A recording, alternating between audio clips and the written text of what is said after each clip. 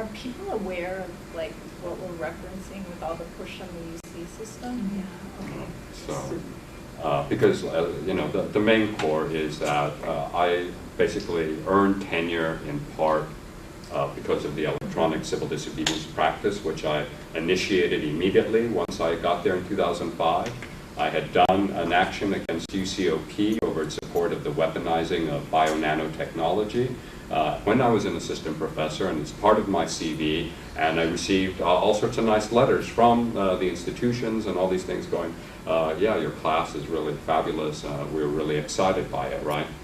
We even did minor simulations, I think even as recently within this year over the zero tuition. We created a website that Mark Udoff was saying, you know, he was sorry about spending all the money on all that. But there had been no response, right? It had been, good job, here's tenure. Suddenly, March 4th comes along, right?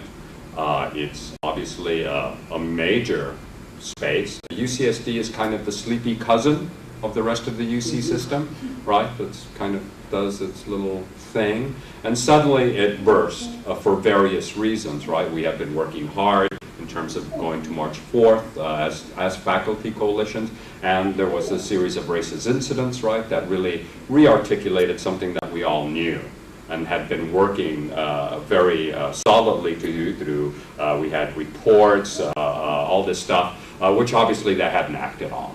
So all of that occurred, brought to the foreground in a clear way, March 4th.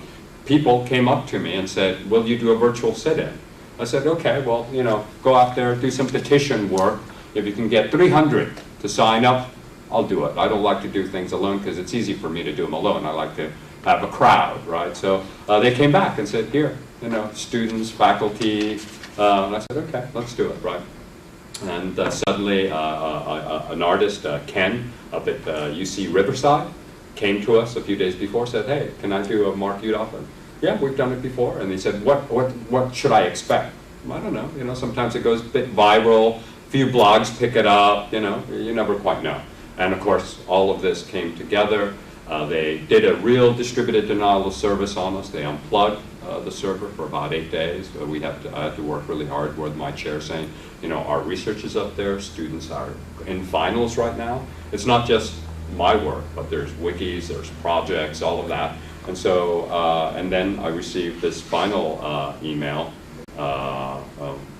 which was from Paul W. Brake, March 9th.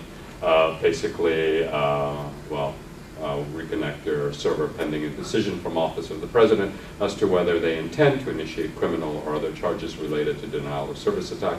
I expect to hear from the office in the near future.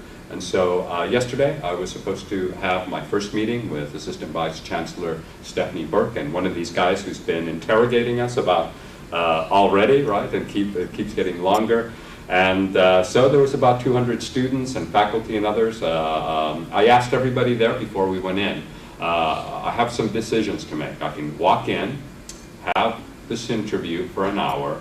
My chair is going to be there. He can't speak. Should I have legal counsel?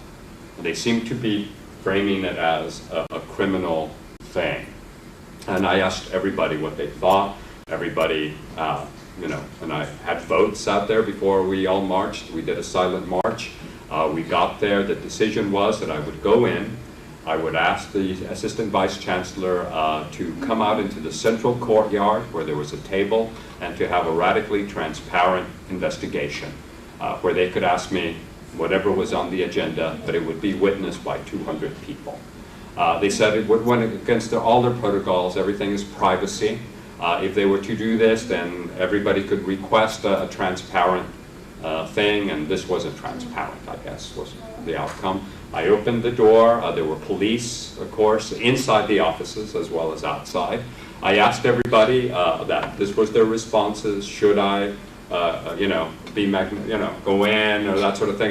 The police wanted to close the door, but I stood right in the middle. Everybody had, you know, you saw an image there, Brett Stahlbaum with thing, and I would ask them questions, you know, and I would shout back, and they would say no, and then finally, after about 10 minutes, it was decided that I should end it. I went in, I said, well, if you're not going to meet my sense of things, the communities, then we will have to rearrange for next time. Either you will do it outside with the communities, or we'll have legal counsel, or we'll work it out. And so we walked out.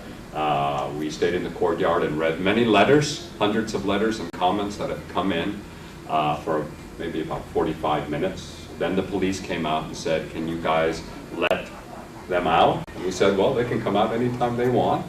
And so we welcomed them out and said, hey, and they went out. And then we had some more readings and discussions, trying to think about just the horizontal level of connection with a lot of the stuff that's happening across the UC system. Students getting arrested, being told you have to leave school for 7 months, or what? You arrest them, right? There's all this stuff around questions of race, gender, homophobia, questions of fees, all, which is class-based. So anyway, that's what happened. Like here.